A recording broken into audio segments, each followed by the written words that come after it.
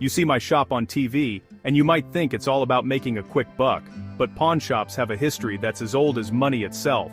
These places have been around for thousands of years, helping people out when they're in a tight spot. In America, they started popping up in the big cities during the 1800s. Immigrants would come over with little more than the clothes on their back and a few family heirlooms.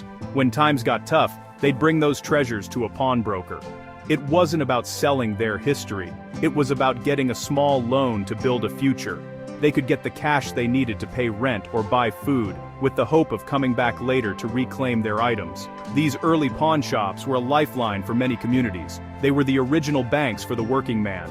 A formal bank might not give you a loan without a lot of paperwork and collateral, but a pawnbroker would. They understood the value of personal items, whether it was a gold watch from your grandfather or a silver locket from your mother. And right from the start, coins played a huge role in this business. People would bring in coins from their home countries, or old American coins they had saved. These weren't just pocket change, they were little pieces of metal that held real, tangible value, and that was something everyone could understand and trust. Coins were perfect for the pawn business. They were small, easy to store, and their value was often straightforward, based on the metal they were made from. A silver dollar was worth at least $1 in silver, simple as that. But savvy pawnbrokers, even back then, knew that some coins were worth much more than just their metal content. They started to learn about mint marks, dates, and rarity.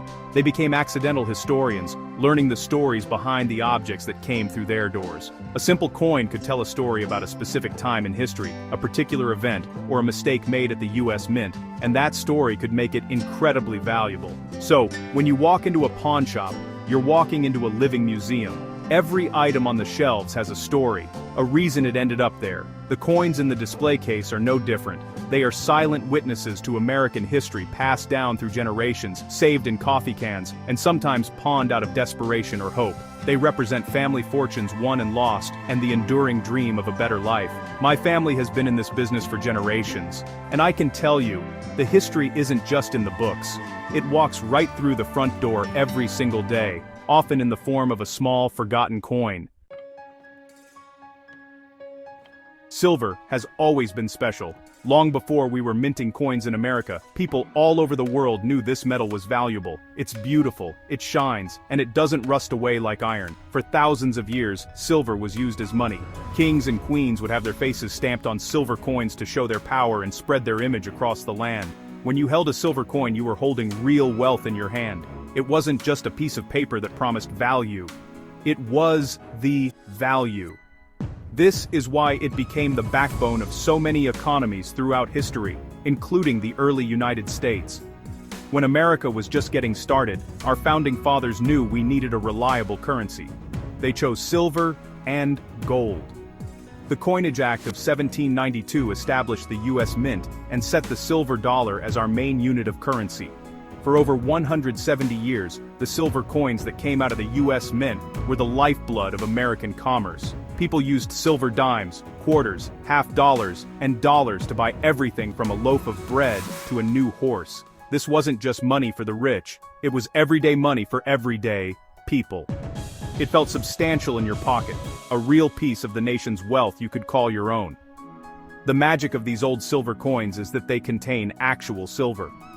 Up until 1964, a US dime, quarter, or half dollar was made of 90% silver. That means the coin has what we call intrinsic value. Even if it's not a rare collectible, it's still worth the price of the silver it contains. This is why people started hoarding them in the 1960s, when the government announced it was switching to cheaper metals like copper and nickel.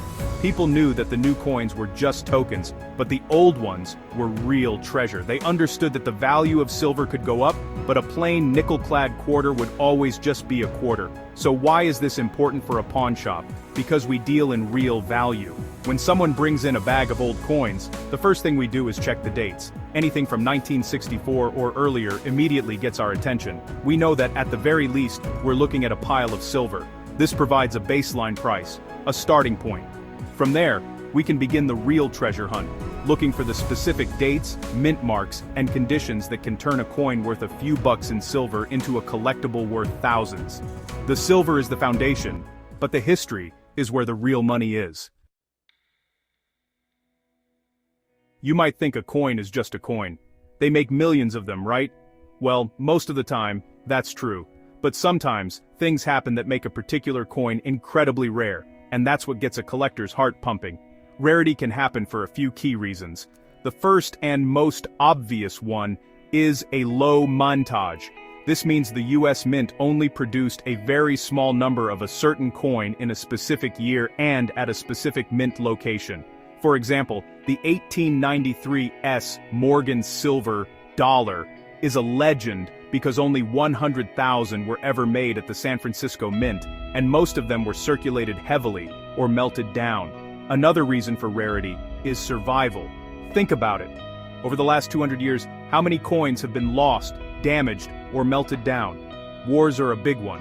During major conflicts, governments often ask people to turn in their silver to help fund the war effort. Millions of coins were melted into silver bars, disappearing from circulation forever. Fires, floods, and just plain carelessness have also claimed countless coins. So, for a coin minted in, say, 1804 to still exist today in good condition is almost a miracle. The coins that survived are the ones that were saved by collectors, hidden away in a box or simply forgotten in the back of a drawer. Then you have my favorite kind of rarity errors. The US Mint is a factory, and like any factory, it sometimes makes mistakes. These mistakes can create some of the most sought-after and valuable coins in existence. Maybe a die gets cracked, leaving a mark on every coin it strikes. Or maybe a coin is struck on the wrong type of metal blank, what we call a plancher. One of the most famous examples is the 1943 copper penny, which was accidentally struck on a copper plancher when all pennies at year were supposed to be made of steel. Finding an error coin is like finding a golden ticket. It's a one-of-a-kind piece of history that wasn't supposed to exist. Finally, there's the story factor. Sometimes a coin is rare simply because of the history attached to it. Maybe it was part of a famous shipwreck and spent 100 years at the bottom of the ocean, or perhaps it was a special issue that was never meant for circulation in the first place, like a proof coin. At the shop, we don't just see a piece of metal, we see all these possibilities. Every old coin has the potential to be one of these rare survivors. It's our job to know the stories, understand the mintages, and spot the errors that separate everyday pocket change from a true historical treasure. The Kennedy half-dollar is a coin that almost every American has seen or heard of. It was first minted in 1964, just a few months after President John F. Kennedy was assassinated. The nation was in mourning, and there was a huge public outcry to honor the fallen president on a coin. Congress acted quickly, and the US Mint began production. Because of the emotional attachment people had to JFK, these new half-dollars were hoarded from the moment they were released. People didn't see them as 50 cents. They saw them as a memento of a beloved leader. Very few of them ever actually circulated as money. What makes the 1964 Kennedy half-dollar so special to a pawnbroker is that it was the last regular issue US half-dollar to be made of 90% silver. The very next year, in 1965, the silver content was drastically reduced to just 40%, and by 1971, it was gone completely. So, the 1964 coin marks the end of an era. When someone brings in a jar of old half-dollars, the first thing we look for is that 1964 date. While they are very common and not typically worth a fortune, they have a solid base value because of their silver content. They are a gateway for many people into the world of coin collecting. Now, you might think that since they made over 400 million of them, there are no rare 1964 Kennedy halves. For the most part, you'd be right. But, as always in the coin world, there are exceptions. The rarest and most interesting versions are the accented hair-proof coins. These were some of the very first coins struck, supposedly at the request of Jacqueline Kennedy to soften the president's hair detail. The mint director didn't like the change and ordered it removed, but not before about 100,000 were made. These coins have extra deep hairlines above Kennedy's ear, and they are highly sought after by collectors. We had a guy come into the shop once with a small, pristine-looking set of proof coins from 1964. He thought it was worth a little bit because of the silver. My son Corey took a look, but I told him to grab a loupe and check the hair. And there it was, plain as day, the extra accent lines.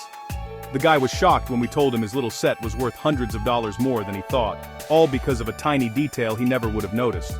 It's a perfect example of how knowledge is everything in this business. A common coin can become an uncommon treasure if you know exactly what you're looking for. If there's one coin that screams America, it's the Morgan silver dollar. These big heavy silver coins were minted from 1878 to 1904, and then again for one last year in 1921. They were honestly the coins of the Wild West. You can just imagine them being slapped down on a saloon bar for a bottle of whiskey, or being paid out to a cowboy after a long cattle drive. They're named after their designer, George T. Morgan, and they feature a beautiful depiction of Lady Liberty on the front, and a proud eagle on the back. They're more than just money. They're a piece of American folklore that you can hold in your hand. The story of the Morgan dollar is tied directly to the great silver discoveries in the West, like the Comstock lode in Nevada. The government was, well, practically forced to buy tons of silver from the powerful mining companies and turn it into coins, even when nobody really needed that many dollar coins. Because of this, millions of brand new Morgan dollars went straight from the mint into government vaults, where they sat in canvas bags for decades. They never even saw the light of day, or the inside of someone's pocket. This is why you can still find Morgan dollars today that look like they were just made yesterday. This unique history creates a fascinating market for collectors. A guy might bring in a Morgan dollar that looks old and worn. It's been used, it's seen some things, and it's probably worth its silver value plus a little extra. But then, another person might bring in a coin from the exact same year that looks flawless, with brilliant shine, and no scratches. That coin likely came from one of those forgotten vault bags that were finally released in the 1960s. That pristine condition, what we call mint state, can make the coin worth hundreds or even thousands of times more than the worn one. The difference is all about condition. We see Morgan dollars in the shop all the time. They're one of the most popular and widely collected American coins. Every pawnbroker needs to know their Morgans. You have to know the key dates, like the super rare 1895 proof-only issue, or the 1889 double C from the Carson City Mint.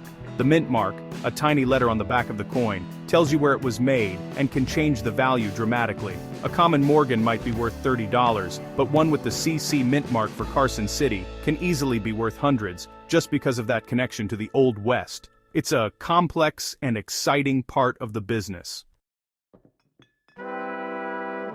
Now, we're talking about the Holy Grail. If a Morgan dollar is a piece of the Wild West, the flowing hair silver dollar is a piece of the American Revolution. This was the very first dollar coin ever issued by the United States federal government, minted for only 2 years. In 1794 and 1795, these coins represent the birth of our nation's currency. The design is simple and beautiful, with a portrait of Lady Liberty with long, flowing hair on the front, and a somewhat skinny-looking eagle on the back. Holding one of these is like shaking hands with one of the founding fathers. It's that significant. The rarity of these coins is off the charts. The press used to make them was small and manually operated. It was a tough, slow process, and the quality wasn't always perfect. In the first year, 1794, they only managed to successfully strike 1,758 coins. Let that sink in. Not millions, not thousands, but 1,758. And that was over 230 years ago. Historians believe that today, only about 130 to 150 of those original 1794 dollars still exist. Finding one is the ultimate dream for any coin collector or, let's be honest, any pawnbroker. You can imagine that a coin this rare and this important almost never walks into a pawn shop. These are the kinds of coins that are sold at massive high-end auctions for millions of dollars. In fact, one of the finest known 1794 flowing hair dollars sold for over $10 million, making it the most expensive coin ever sold. It was believed to be the very first one ever struck. So, the chances of one coming through my door are about the same as me winning the lottery. But in this business, you never say never. People inherit things without knowing their true value, and stranger things have happened. Even if we don't see the 1794, the 1795 flowing hair dollar is slightly more attainable, though still incredibly rare and valuable. One time, a woman came in with a small collection her grandfather had left her.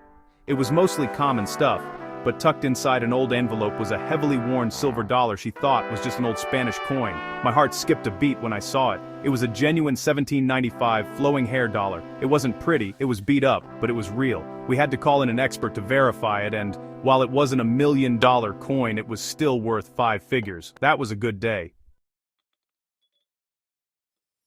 In the world of rare coins, where a tiny piece of metal can be worth a fortune, you better believe there are fakes, lots of them, and some of them are very, very good. As a pawnbroker, being able to spot a counterfeit is one of the most important skills you can have. If you pay big money for a fake coin, that's a loss you'll never get back. So, the first thing we do when a potentially valuable coin comes in is to put on our detective hats. We don't take anything at face value.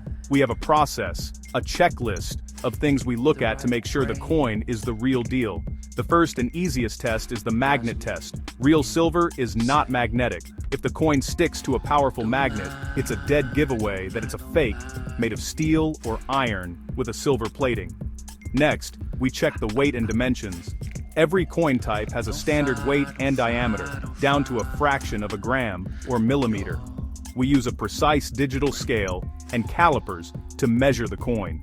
If the weight is off, it's a huge red flag. Counterfeiters often use metals that are lighter or heavier than silver, so they can't get the dimensions and the weight to match up perfectly at the same time. After the basic tests, we get into the details. This is where experience really matters. We use a jeweler's loupe or a microscope to examine the coin's surface. We look at the reading, which are the little ridges on the edge of the coin. On a real coin, they are usually sharp and evenly spaced. On many fakes, they look mushy or uneven. We also look for tiny details in the design. We've studied so many real Morgans, for example, that we know exactly how Liberty's hair should look, or the shape of the eagle's feathers. Counterfeits often have weak or incorrect details because they are made from a mold of a real coin, and some of the sharpness is lost. Finally, we listen to the coin. This might sound crazy, but a 90% silver coin has a very specific, high-pitched ring when you balance it on your fingertip and gently tap it with another coin. It's a beautiful sound. A fake coin made of base metal will just make a dull thud. For extremely rare and valuable coins, we don't rely on just our own judgment. We call in the experts. We work with third-party grading services like PCGS or NGC. They are the top authenticators in the world. They will examine the coin, guarantee its authenticity, and seal it in a protective case. This gives us, and our future buyer, 100% confidence in the coin. Once we're sure a coin is real, the next big question is, what's it worth? This is where grading comes in, and it's both a science and an art. The value of a collectible coin is almost entirely dependent on its condition, or grade.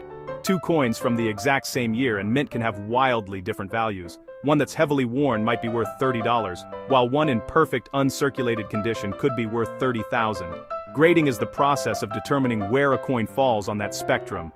It's a standardized scale that goes from 1 to 70. The grading scale starts at the bottom. A coin graded as AG3, or about good, is going to be very worn, with most of the details flattened out, but the date is still readable. As you go up the scale through good, or G4, very good, VG8, fine, F12 and so on, the coin shows progressively less wear and more of its original detail. We look for the high points of the design, like the hair on Lady Liberty, or the feathers on the eagle's chest. The amount of wear on these specific spots tells us a lot about how much the coin was used in circulation. The magic number for collectors is 60.